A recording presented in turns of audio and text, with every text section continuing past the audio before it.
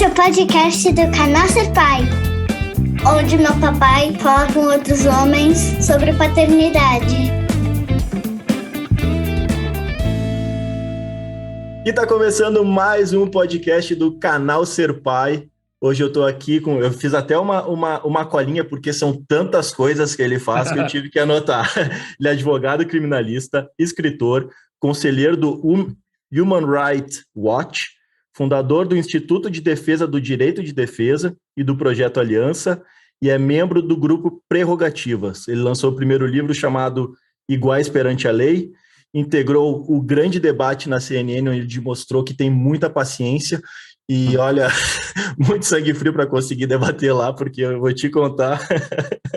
Mas é também pai do Theo, da Yolanda e do Santiago, casado com a modelo e agora a doutora, né, Ana Cláudia Michels. E eu tô aqui hoje com Augusto Arruda Botelho. É Arruda Botelho ou de Botelho? Não, Augusto de Arruda Botelho. Errei tudo, meu Deus do céu. Não errou nada. Não, já comecei mal. Tem quem me chama de Arruda, de Botelho. Você só o D que ficou fora de lugar, mas é Augusto de Arruda Botelho. Já comecei bem, errando o nome do convidado. Errou nada. E me diz uma coisa, Augusto, como é que foi a chegada da paternidade para ti? Porque tu teve um filho no primeiro casamento, né? E depois mais dois. Exato. Bom, primeiro, obrigado pelo convite. Eu adorei quando você me procurou, porque a imensa maioria das participações em lives, podcasts que eu faço, tratam ou de temas jurídicos, políticos. Não que eu não goste, muito pelo contrário, eu sou apaixonado por essa área, mas é sempre bom falar sobre outras coisas. Então, assim, o convite eu aceitei na hora, justamente porque paternidade, para mim, é um tema tão importante e, como você disse na nossa conversa preliminar, é pouco discutido, é pouco falado, né? A maternidade é muito discutida, mas a paternidade, muitas vezes, é deixada de lado, as angústias, as dificuldades, tudo que a gente passa também como pai. Meu filho mais velho é o Theo, que tem 11 anos, ele é fruto do meu primeiro casamento com a Fernanda.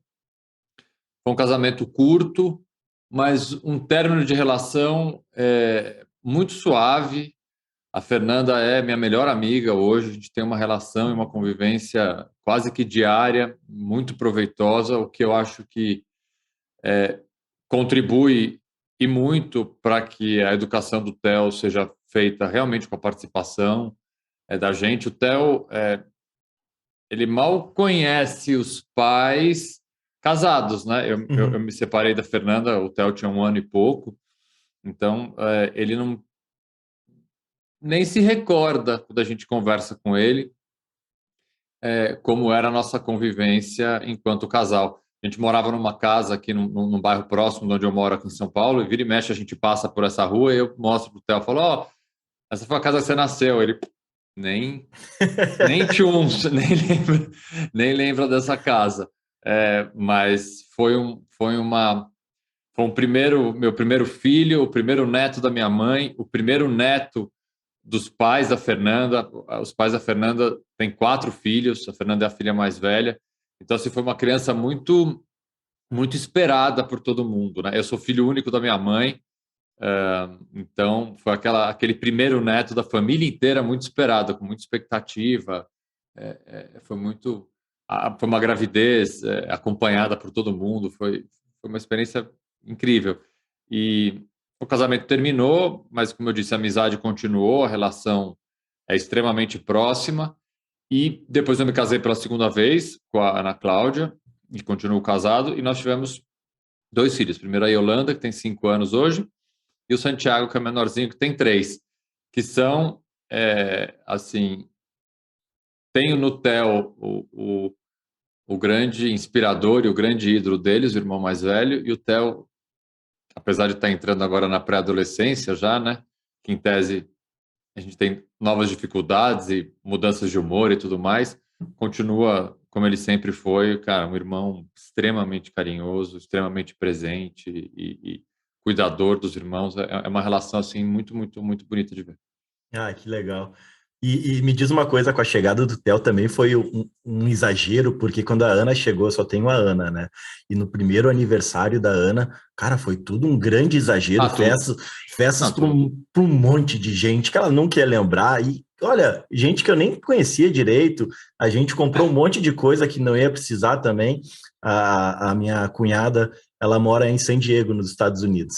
E ela é super organizada, assim, então ela tinha guardado todas as roupinhas dos filhos para ir repassando, né? E ela tinha até um negócio de esquentar o lenço umedecido. Eu falava para Milene. Eu não tive, mas é daquelas coisas completamente inúteis que os pais de primeira viagem têm, né? Eu depois. Não, o Theo foi assim. Tem uma parte curiosa, a nossa festa de casamento, minha e da Fernanda, a Fernanda já estava grávida, estava bem no começo da gravidez. Então, obviamente, não pode beber, e eu sempre fui um cara boêmio, a Fernanda também é boêmia, gosta de sair, gosta de dançar, enfim, eu sempre tive um pé bem grande na boemia. E, obviamente, grávida no casamento, ela teve que se conter, etc. E aí a gente fez o batizado do Theo, depois de um bom tempo, fizemos uma grande festa. Então foi assim, já começou as coisas superlativas já começaram no batizado, que na verdade foi um segundo casamento. Convidou um monte de gente, tinha DJ, tinha tudo, foi um baita almoço. E o aniversário de primeiro ano, eu me lembro, a gente contratou uma dessas fazendinhas que tem animais para as crianças brincarem. Assim, era uma coisa de um ano que eu nem assim, odiava, assim, enfiava o dedo no patinho, no pintinho, no coelho. Mas, pai, assim, cara, assim, você tendo condição, obviamente, de fazer isso e tudo mais, é compreensível essa animação toda e essas coisas superlativas de um primeiro filho, de um pai de primeira viagem. Tu sabe que eu escutei uma pessoa falando, e eu achei que é bem isso. O primeiro ano do filho é para comemorar que os pais sobreviveram e a criança não morreu. Está todo mundo são e salvo. Porque, nossa, é um caos, né? No início ali é um caos, porque a gente sai de casa um dia um casal e volta com uma terceira pessoa que muda a nossa vida totalmente e que coordena a nossa rotina, o nosso dia a dia. E como é que tu era como é que tu foi com todos os filhos, assim? Teve diferenças de participação, assim? Tu foi tendo mais consciência, não, eu vou pegar mais junto agora nisso, ou acho que eu realmente, num outro filho, eu não deixei a desejar em alguma coisa? Teve isso ou tu pegou junto direto sempre? Sim, é difícil se autoanalisar e fazer comparações. Não é isso que eu pretendo fazer, mas eu fui um pai, sou um pai bem participativo, assim. Eu me recordo, a gente teve uma funcionária que trabalhou com a gente quando o Theo nasceu e que ela só cuidava de crianças a vida inteira. Eu me lembro dela falar: Augusto, eu trabalho há 38 anos com criança, poucas vezes eu vi um pai fazer tanta coisa. Não que a gente tenha que se gabar de fazer isso, mas é gostoso de ouvir, né? É gostoso de ouvir. Eu participei, assim, muito, muito, muito proximamente de todos os momentos da gestação, de todos os momentos do Theo crescendo, e fiz exatamente a mesma coisa com a Yolanda e com o Santiago. Eu, hoje em dia, eu estou num momento de vida, eu já tenho uma profissão que me consome muito, muito tempo, com muito compromisso. E eu fiz uma opção de vida recente, eu sou pré-candidato a deputado federal aqui por São Paulo, o que tem, assim, me retirado completamente o pouco tempo livre que a minha profissão de advogado criminalista me dava. Então, hoje eu me sinto, como é que eu diria assim, com culpa, sabe? Eu me sinto hoje um pai momentaneamente bem mais ausente do que eu fui anos atrás. Eu conversei com as crianças isso, obviamente o Santiago de 3 anos ainda não sabe o que é, a Yolanda de 5 me confunde às vezes, você vai... É o Bolsonaro que você vai querer ser o Bolsonaro? Não, filho, é deputado federal, ela já tem uma dificuldade de cargo. Assim, mas como assim? Eu sempre vi teu posicionamento ao contrário ao Bolsonaro. Mas não, você vai, a sua eleição é com o Bolsonaro, ela não entendeu muito bem ainda como é que como é que essa candidatura se encaixa, mas ela já entendeu que eu vou ser candidato a alguma coisa e que isso vai me retirar muito de casa nesses próximos meses. Mas, assim, eu sempre prezei muito o diálogo franco, direto, das crianças desde muito pequeno. Então, quando eu decidi, por exemplo, essa história de candidatura, eu cheguei para vocês e falei, olha, gente, o pai de vocês vai ficar bem ausente nesse ano, até outubro. Vai ser difícil, eu vou chegar tarde, eu vou viajar nos finais de semana, vai ser difícil. Mas aí eu consigo me policiar para, por exemplo, o que é super difícil, gente, assim, é um aprendizado diário. Por exemplo, os momentos que eu fico em casa, e isso, assim, é um constante desafio, por exemplo, ficar longe do celular. Sabe? Coisas parecem pequenas, mas não são, né? Não são. Eu converso com a Ana fala, cara, chega em casa e fica meia hora longe do celular. Assim, essa meia hora que você vai ficar antes deles dormirem, ela tem que ser uma meia hora de qualidade. E, sim, perto do celular, e meu celular não para nem um minuto, ainda mais nesse momento que eu tô. Mas eu tô me policiando porque eu sei que eu já estou bem mais ausente do que eu era, e eu era bastante participativo. Eu imagino que as crianças já sintam isso. Eu sinto o Santiago, que é meu filho menor, já reclamando um pouco triste, mas, enfim, é um desafio que eu aceitei na minha vida enfim, eu espero que no futuro eles reconheçam que essa ausência momentânea, ela para mim e para as coisas que eu acredito, é importante que eu recupere lá na frente esse tempo. Eles vão ter uma lembrança no futuro de um pai que fez coisas boas para o país. Sim, Então espero. eles vão ter orgulho, né? Tu falou do Bolsonaro, da tua filha falando do Bolsonaro. Eu lembro que a Ana, durante uma época, ela chamava o Bolsonaro de Bolsonaro. E eu, filha, como assim, filha? Não, não, não. Ah, não, porque o Bolsonaro, não, para! Não, não vai, não, não. Eu tenho uma coisa engraçada. O meu sogro, a família da Ana Cláudia é de Santa Catarina. Uhum. Meu sogro, ele parece um pouco com o Bolsonaro. Eu até postei uma foto dele no Instagram recentemente, do nosso casamento, e um monte de gente comentou, pô, mas quem é esse levando a noiva? É primo do Bolsonaro? Porque ele lembra um pouco fisicamente. Então tem essa passagem curiosa, que assim, ele lembra um pouco. E como é que tu faz nessa criação de laço? Porque a mulher, ela tem essa questão, né, de gerar a criança, né?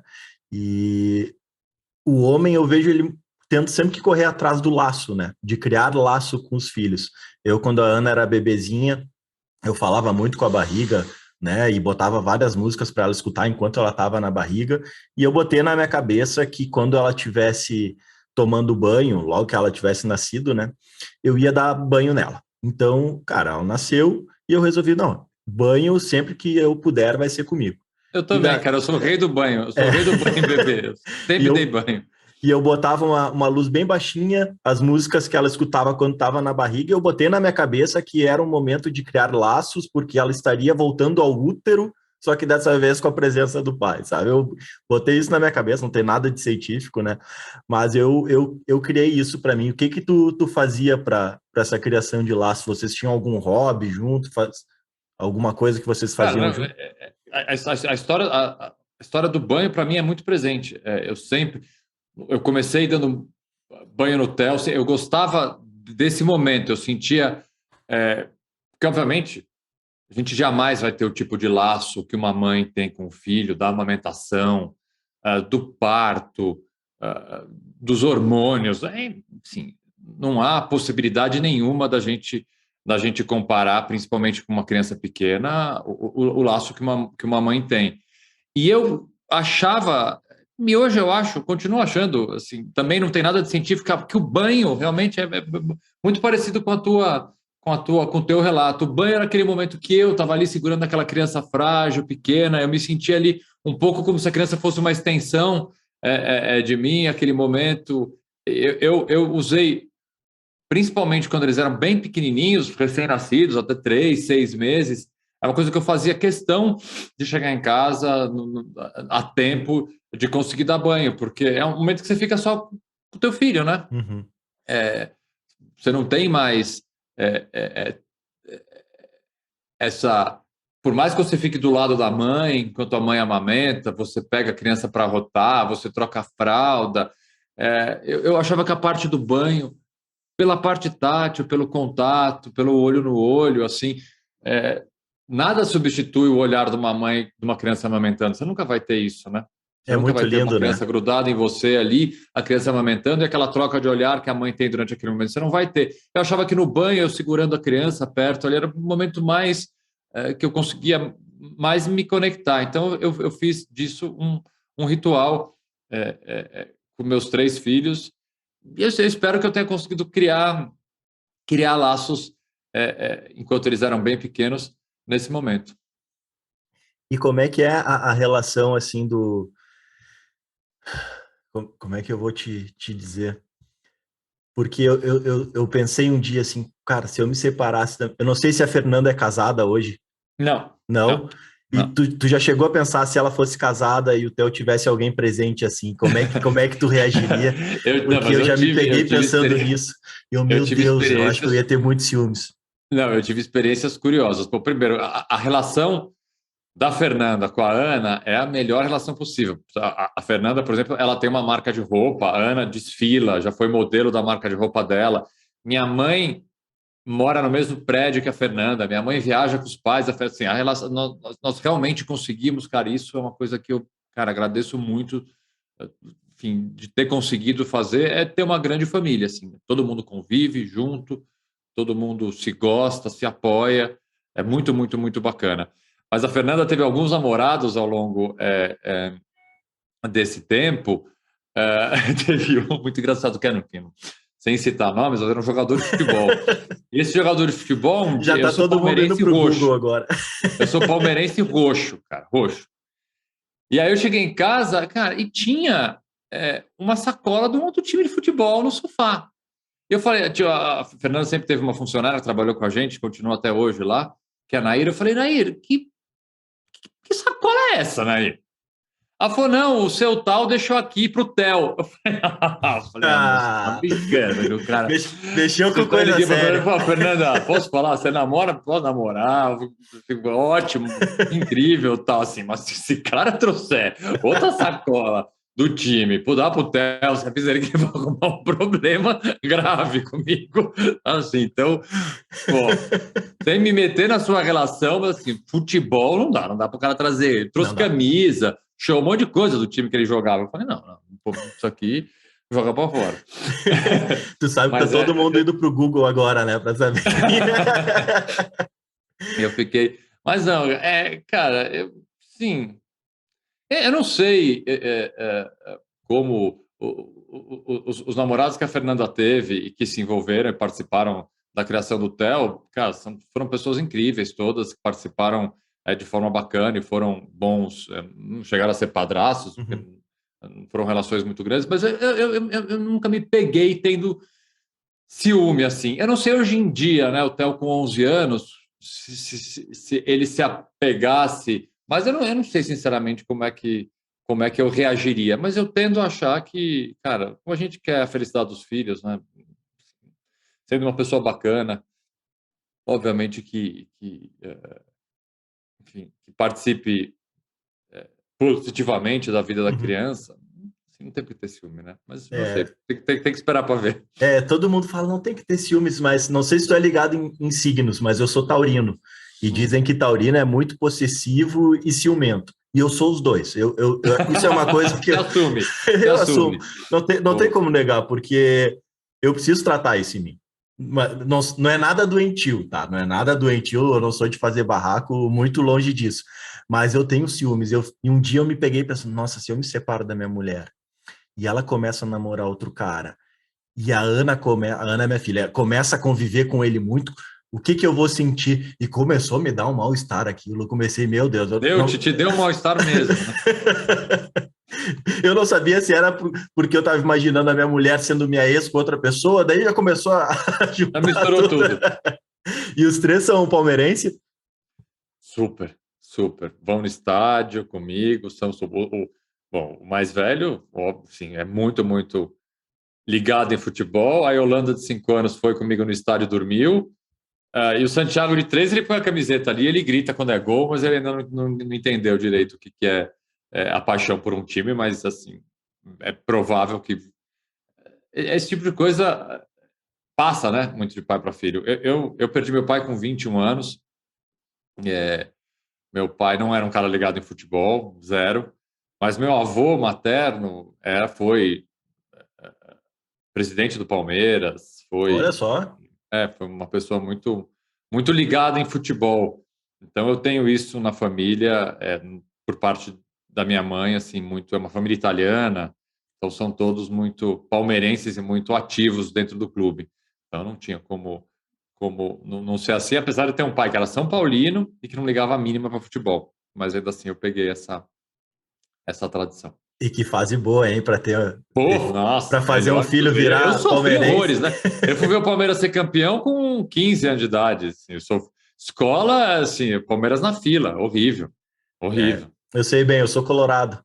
Eu tive os anos 90, que sofrimento. Enquanto vocês estavam bem lá com a Parmalat, eu estava sofrendo. Eu só não sofri mais porque a minha mãe foi fazer doutorado na França e a gente passou 4 anos morando em Paris, daí eu virei PSG. Mas lá também. Não tem problema. Mas lá também a fase não era das melhores, era o Olympique de Marseille e o Lyon que estavam bem. Não, olha, não é fácil. Mas o futebol e torcer é uma coisa que cria muito laço e cria muita memória afetiva, né? Muito. Eu lembro, o meu avô era gremista, mas quando tu perguntasse para ele, tu falava, vô, qual é teu time? Ele falava, eu torço pro Sport. O meu avô era um grande desportista, né? E praticava todos os tipos de esporte. E eu me lembro que ele contava que ele me levava no Olímpico para assistir o Grêmio e me levava no Beira-Rio para assistir o Inter. E que a primeira vez que ele me levou no Olímpico, eu ganhei camiseta e tudo, fui lá no estádio. Só queria saber de comer, não queria ver o jogo. Quando eu fui no Beira-Rio, eu me apaixonei, daí queria ver o jogo, daí ele já me botou como sócio lá do clube, e foi uma coisa bem, bem bacana, assim, porque em nenhum momento ele me forçou a ser gremista, né, como ele, e me deu a opção, mas hoje em dia eu não dou opção para Ana. Ana tem que ser eu não colorado. dou opção nenhuma. Aqui não é opção. Desculpa, é ditadura total. O time de futebol eu não dou opção nenhuma. Nem vem. Não tem essa, tá deserdado. Não tem. Já nasce com, já tem o uniformezinho do Palmeiras, já tem tudo, né? Nem conversa. Não, porque sabe que a Ana, dia desse, para implicar comigo, ela começou a cantar Grêmio, porque eu moro num condomínio aqui em Porto Alegre, que o D'Alessandro mora aqui também. Então, os gremistas que moram aqui, eles são muito, muito barulhentos, digamos assim. Eles compraram uma Kombi do Grêmio, então quando o Grêmio ganha, ele sai de Kombi tocando o hino do Grêmio pelo condomínio. E os colorados, então... Mala os caras, então, mala. Para rivalizar, a gente fez uma vaquinha e comprou aqueles jipes bem antigos, sabe? Aquele jipe quadradão. Deve ser dos anos 70. O negócio quase não anda. E daí a gente comprou o jipe do Inter. Daí quando o Inter ganha, é a volta. E a gente fica nessas. E a Ana, um dia desse... pai, porque o Grêmio ganhou, posso dar uma voltinha na Kombi do Grêmio? Eu só olhei para ela, não. Tá brincando comigo, né? Não pode. Não, mas são umas figurinhas, né? E a paternidade te mudou muito? Tu acha, assim, que tu é uma pessoa antes de ser pai e uma pessoa depois? Porque quem não falou comigo durante esses 6 anos não me conhece mais. Isso eu tenho certeza absoluta. Eu sou uma pessoa totalmente diferente desde que a minha filha nasceu. Contigo foi mais ou menos assim também? Eu vou te falar algumas coisas muito perceptíveis na minha vida. E eu acho que isso é comum, tanto para pais quanto para mães. Eu passei a ser um cara mais medroso, sabe? Eu também. Medroso de coisas banais mesmo, sabe? De coisas ruins. Porque agora você não está mais sozinho, né? Você não está mais sozinho. Você tem os teus filhos. Então, pensamentos meio... que não passavam pela minha cabeça, preciso me cuidar melhor, cuidar mais da minha saúde, não preciso, sei lá, não vou me arriscar tanto, sei lá, fazendo sei lá o quê. Agora com filho, eu passei a ser uma pessoa bem mais cuidadosa. Eu passei... sim, o estresse na minha vida, em razão da minha vida profissional, é uma coisa bem, bem gritante, assim, né? Eu sou um cara estressado, que perde a paciência com facilidade, um temperamento que me atrapalhou bastante, assim, em alguns momentos da minha vida. E eu acho que a vinda das crianças me fez querer ser uma pessoa melhor, porque diretamente você vai ser um pai melhor, né? Então, acho que as alterações elas passam muito pela vontade de você ser uma pessoa em geral melhor para poder ser um pai melhor. Então, foram muitas mudanças e continuam sendo mudanças, né? Porque você, acho que ser pai é uma construção completamente diária, né? Eu tenho um novo desafio agora, por exemplo, de ter um filho pré-adolescente com dificuldades novas, com assuntos novos, com uma realidade de ser uma criança de 11 anos em 2022. Eu tive que refletir muito, por exemplo, sobre o papel de pai para uma menina, né? A Yolanda, que tem 5 anos, que é assim, uma menina extremamente, como é que eu diria uma palavra, muito ativa, muito contestadora já com a idade dela, com um gênio muito forte. É um baita desafio. É um baita desafio, porque é uma relação diferente, né? Uhum. É uma relação diferente com filha. Eu sinto bastante diferença, assim, de como é a minha relação como pai com o Theo, como é a minha relação com o pai com o Santiago, mesmo ele sendo uma criança de 3 anos, e a relação de um pai com uma filha. Eu sinto diferença nesse laço, sabe? E a Yolanda é uma menina muito, muito cheia de desafios, assim, bons desafios, alguns difíceis também, mas acho que isso não tem relação nenhuma com ser uma menina, acho que não é por aí, mas é um aprendizado diário para mim. É um aprendizado diário. Acho que assim, ser pai de 3 crianças que não são iguais, que jamais serão iguais, nenhuma criança é igual a outra, faz a gente querer ser sempre uma pessoa melhor, cara, para ser um bom pai. Mas para um advogado criminalista, tu deve querer que teus filhos sejam contestadores, né? Que queiram te fazer refletir, te fazer pensar e argumentar, né? Porque a minha filha, ela ama argumentar. Tu fala alguma coisa para ela, ela diz, mas não sei o quê. Daí começa. E daí tudo é uma grande negociação e tem que ficar explicando para ela. E eu acho isso bacana, porque se eu tivesse uma filha que falasse amém para tudo que eu dissesse, eu ia achar que ia ser difícil para ela, sabe? Porque eu quero uma filha que tenha senso crítico, que tenha seu próprio pensamento crítico, né? E que conteste as coisas, porque eu acho muito importante ela pensar pela sua própria cabeça, E tu incentiva isso nos teus filhos?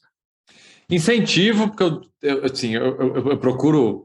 São fases diferentes e são posições diferentes, né? O Theo, por exemplo, agora, com a idade que ele está, eu estou tentando incentivar a leitura, que é uma coisa difícil, a leitura tradicional para criança. Ainda mais, a gente acabou de dar celular para ele, achamos que no aniversário de 11 anos era o momento dele ter celular.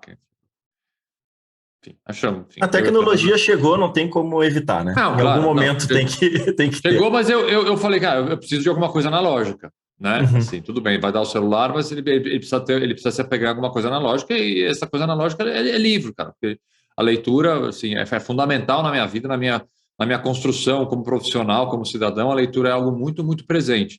Mas é assim, eu aprendi a gostar de ler por mim. Eu não tive pais que me incentivaram a ler. Meu pai não era um grande leitor, minha mãe bem mais, mas assim, ela também nunca me forçou absolutamente nada, e a leitura é uma coisa que surgiu na minha vida simplesmente naturalmente e continua até hoje.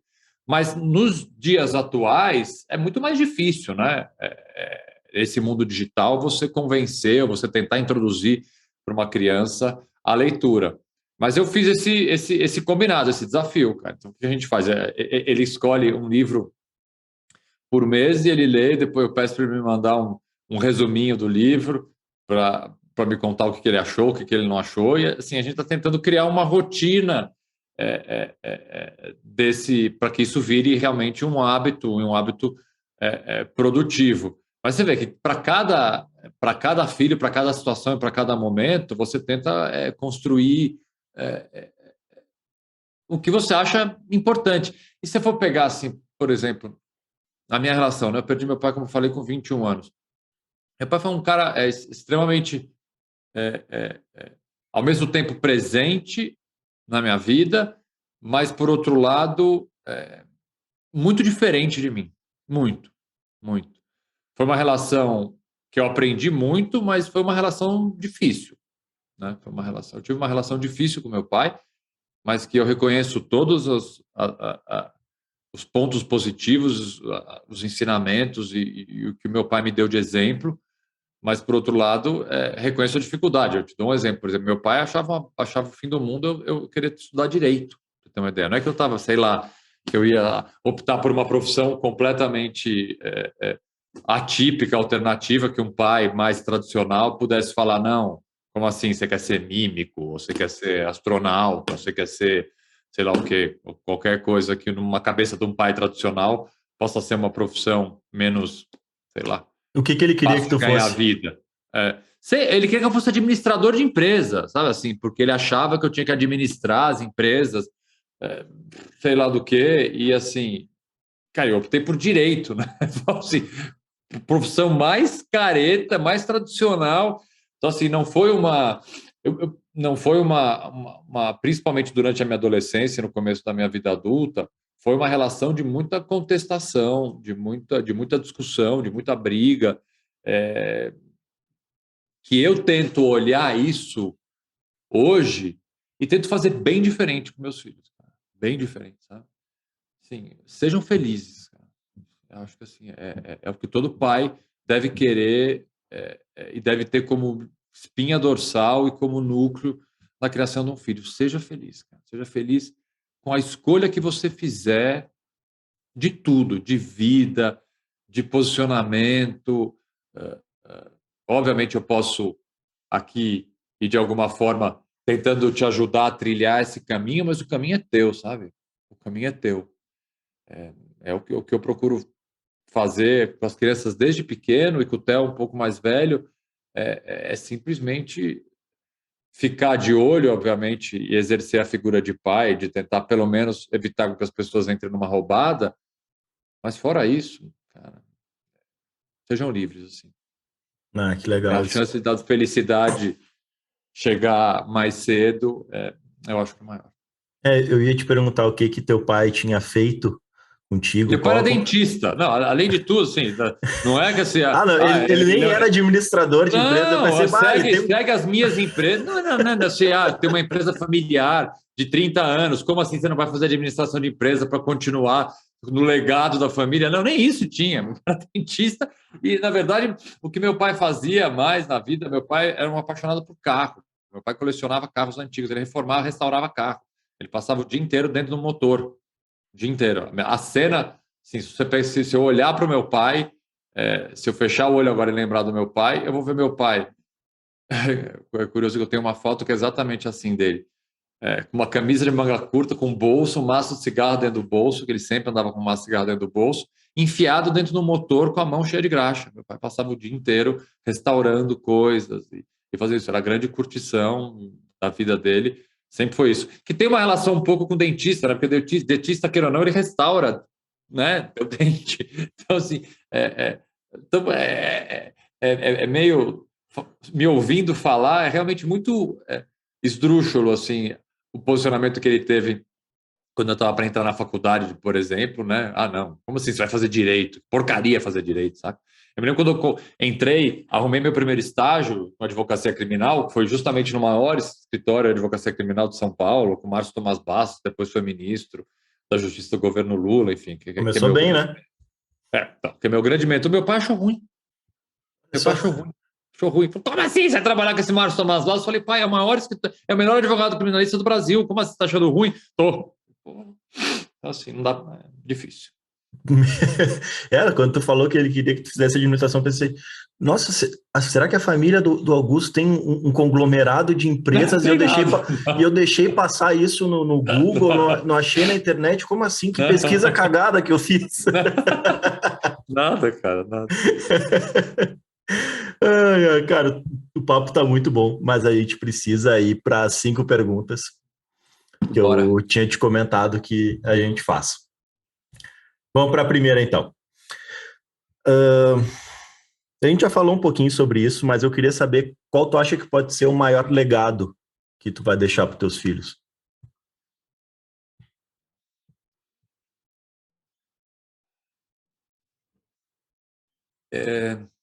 Que tu vai ou que tu gostaria de deixar, né? Cara, assim, eu tento diariamente criar bons cidadãos, assim, acima de tudo. Crianças que respeitem os outros, respeitem as diferenças, saibam reconhecer uma injustiça, saibam se posicionar. Eu tenho um ativismo político agora eleitoral, mas nunca foi durante os outros 44 anos da minha vida. Eu só resolvi optar seguir essa carreira política nesse momento, mas eu sempre fui um militante de direitos humanos, sempre trabalhei nessa área e sempre procurei passar para as crianças e continuo e vou continuar passando. E esse é um legado de formar bons cidadãos, cara. Cidadãos livres, conscientes, que reconheçam as desigualdades, as diferenças, que saibam respeitar e principalmente lutar da forma como eles acharem que eles podem. E se também não quiserem fazer, tudo bem. Mas assim, terem pelo menos um norte de que a gente precisa de uma sociedade melhor. Assim. Então eu queria, se eu pudesse criar 3 grandes cidadãos, eu acho que é o maior legado que eu poderia deixar. Maravilha. E qual seria a maior decepção? Só porque eu falei, o telefone tá tocando. Mas é home office, né? Não adianta. E eu tô sozinho em casa. Eu não vou me levar. Vai tocar. Vou deixar tocar um pouquinho, daí eu vou te fazer a pergunta, porque senão vai perder. Cara, qual a maior decepção? A maior decepção Que difícil a tua pergunta, né?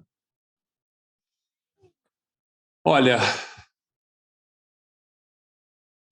acho que a maior decepção seria a minha, assim. Eu não tenho como falar qual seria acho que assim, de não conseguir ser o pai que eu gostaria de ser para os meus filhos, assim. É uma cobrança minha. Sabe, eu volto a falar um pouco da resposta que eu já te dei no meio da nossa conversa. Atualmente eu estou me sentindo um pai bem a dever do que eu gostaria de ser em razão da minha ausência. Em razão da minha ausência, cara. Isso tem me chateado. Eu tenho momentos mais difíceis, momentos, não, Augusto, eles vão reconhecer isso lá na frente, tudo bem, até outubro, depois as coisas vão melhorar, vão entrar num eixo. Mas a maior decepção que eu tenho é uma autodecepção, sabe? De eu não conseguir entregar aquilo que eu tanto gostaria de entregar para os meus filhos em alguns momentos. É uma cobrança minha isso. Uhum. E me diz uma coisa, tu como advogado, né? Como é que tu acha que tu pode trazer um sentido de justiça para os teus filhos? Essa pergunta é boa, porque para todo advogado criminalista, advogada criminalista, essa pergunta sempre vem dos seus filhos. Papai, mamãe, o que você faz? Ou a pergunta já vem pronta, porque alguém na escola ou alguém em algum lugar falou: é verdade que você tira bandido da cadeia? Né? Essa é um clássico. Então, eu instituí desde muito cedo a explicação para todos eles o que é direito de defesa, o que é o trabalho do papai. O trabalho do papai é esse mesmo. São pessoas que são acusadas de crime. Isso é algo que eu instituí no meu diálogo com as crianças desde muito cedo, porque eles vão ouvir isso na escola. Uhum. Eles vão ouvir isso na rua, cada vez mais, principalmente no momento extremamente polarizado que o Brasil vive. Meu filho de 11 anos, o Theo, por exemplo, ele sabe que eu sou xingado na internet, ele sabe que eu participei de um programa de televisão em que pessoas... A gente teve uma cena que eles não perceberam, de um cara me xingando no restaurante, eu estava com todos os meus filhos, um cara me xingando na mesa de trás, que eu tentei proteger eles dessa cena, mas eu acho que eles meio que se ligaram. Então, assim, Que difícil isso. O que eu faço? Assim, eu sou extremamente transparente e dialogo justamente sobre isso. O meu trabalho é esse. Eu advogo para pessoas acusadas de crime. Sim, é esse o meu trabalho, a importância é essa. Mesmo que eles não compreendam todas as palavras difíceis, tudo que eu vou falando, é algo que eu sempre que eu posso falar, eu falo para eles irem se acostumando até irem entendendo exatamente o que é, entendeu? A Yolanda, com 5, está começando a entender mais ou menos. O Santiago ainda não. Mas é algo que é um treinamento diário. E tem que ser feito na base do diálogo, na base da transparência, e é isso mesmo. O papai faz isso. O papai é advogado de pessoas que são acusadas de crimes, às vezes crimes graves. É isso que eu faço. E eles já usaram... Por que tem que defender? Por que é o trabalho que eu faço? Cara, isso é uma coisa que eu não tem como esconder, né? Não tem como eu não tenho como dar uma volta para dar uma explicação que no fundo é essa. E eles nunca argumentaram para ti, papai, mas eu acho que está na hora de tu me defender ali com a mamãe. Não, ainda não. Ainda não. Depois me passa o contato deles que eu vou falar isso para eles. Eu acho que está na hora. E agora tu entrou na política também, né? E a gente está vivendo um momento super difícil, né, político no Brasil, e muito violento, muito agressivo, com muitas fake news.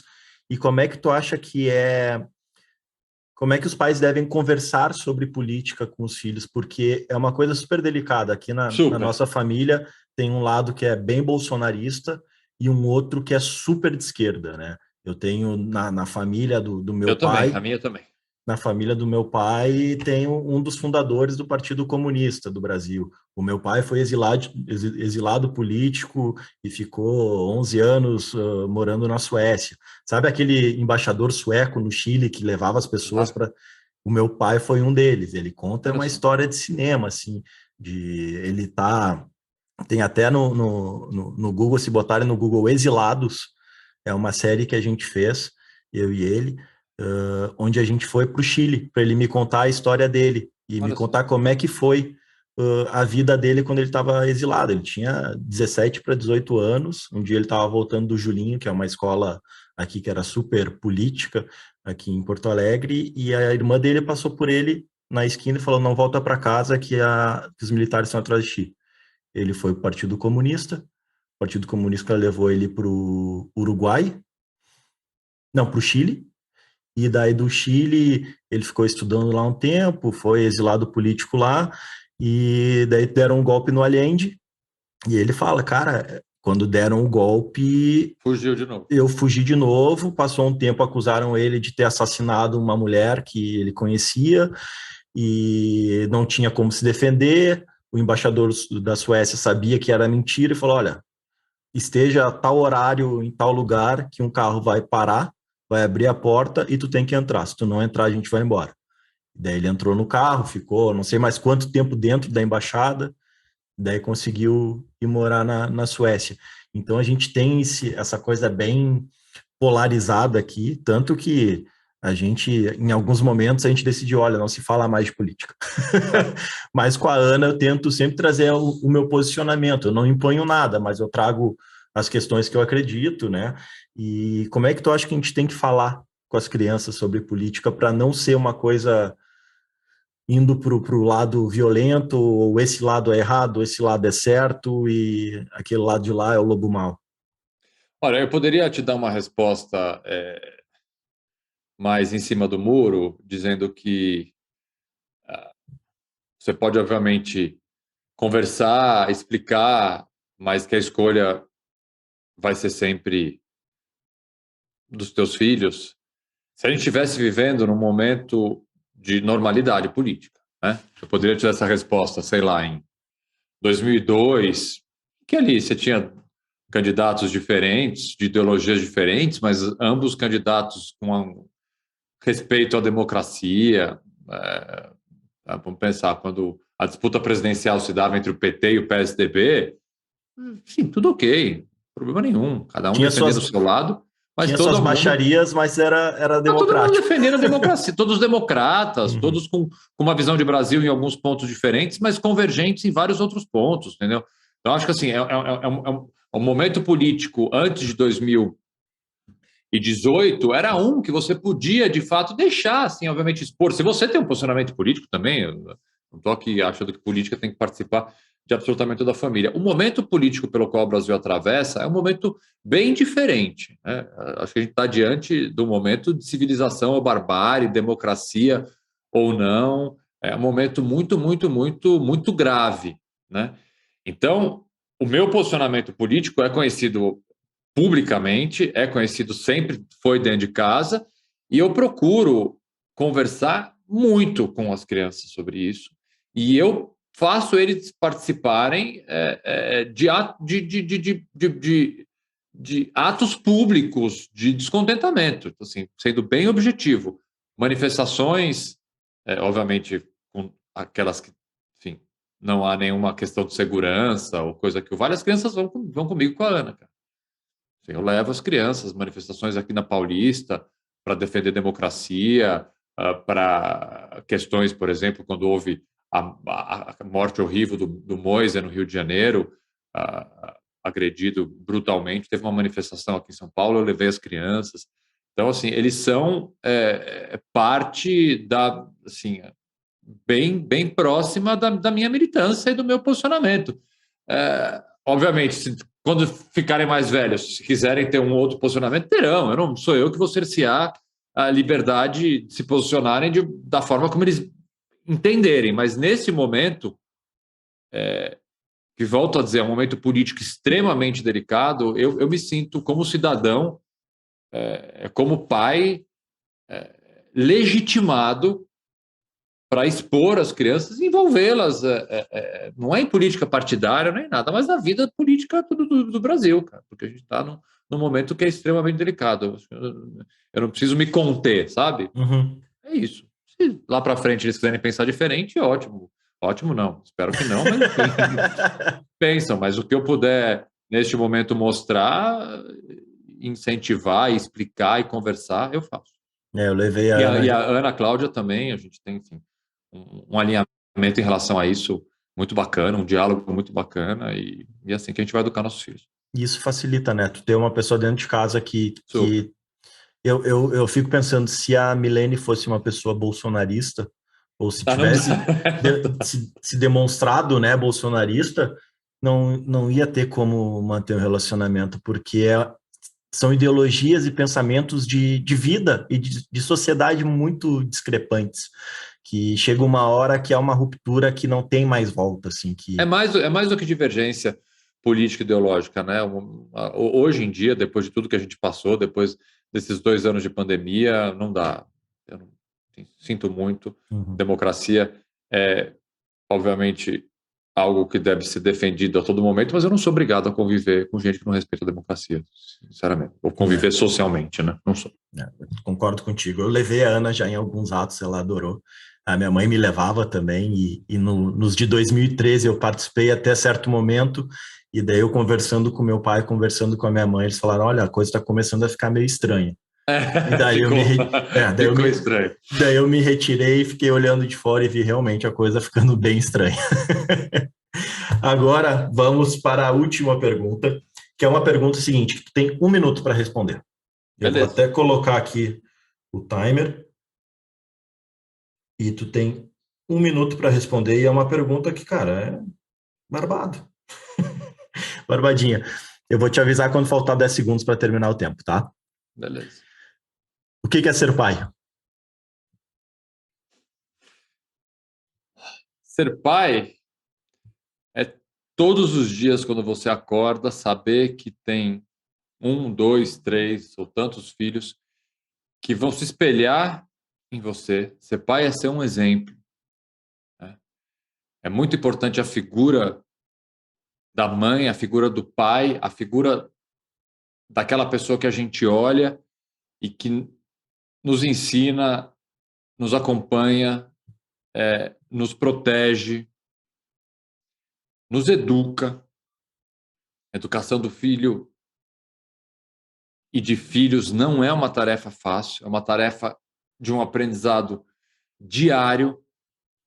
Ser pai é ser um parceiro, é ser um conselheiro, mas é também ser uma pessoa que te põe, eu não vou dizer limites, porque eu não gosto dessa palavra, mas te põe rumos bacanas para você seguir. Desce 1 minuto certinho. Advogado é bom para essas coisas, bicho. Me dá aí o tempo que eu faço. Então, aqui, ó, tu tem 30 segundos para defender a tua candidatura. Augusto, muito obrigado por esse bate-papo. Obrigado a você, foi uma delícia o papo. Cara. Foi muito, muito bom escutar um outro lado, eu estava acostumado, eu te conheci quando começou nos debates ali da CNN, que tu entrou no lugar da Gabriela Prioli, que também teve muita paciência para debater. E depois comecei a te acompanhar no Twitter e no Instagram, nas redes sociais. E eu abri um TikTok agora, pode me acompanhar no TikTok. Hoje eu abri um TikTok. Opa! Hoje. Então vou começar a te seguir lá, porque eu tentei entrar no TikTok e eu achei tudo muito estranho. Eu não sei ainda como é que vai ser, vamos ver. E muito obrigado mesmo. Obrigado a você, o papo foi ótimo. Obrigado. Um prazer escutar sobre a tua visão paterna, sobre a tua visão de mundo, sobre a tua vida e fugir um pouco desse lado juridiquês, né, que a gente está acostumado a te escutar. Muito obrigado mesmo. Obrigado a você. Fiquem todos bem aí, gente. Valeu, um abraço. Esse foi mais um episódio do podcast do Canal Ser Pai, Sociedade Educativa Recreativa Pai. Para saber mais sobre o projeto, acesse no Instagram @ocanalserpai, no YouTube /SerPaiTV e no Facebook @Canal Ser Pai. Até a próxima!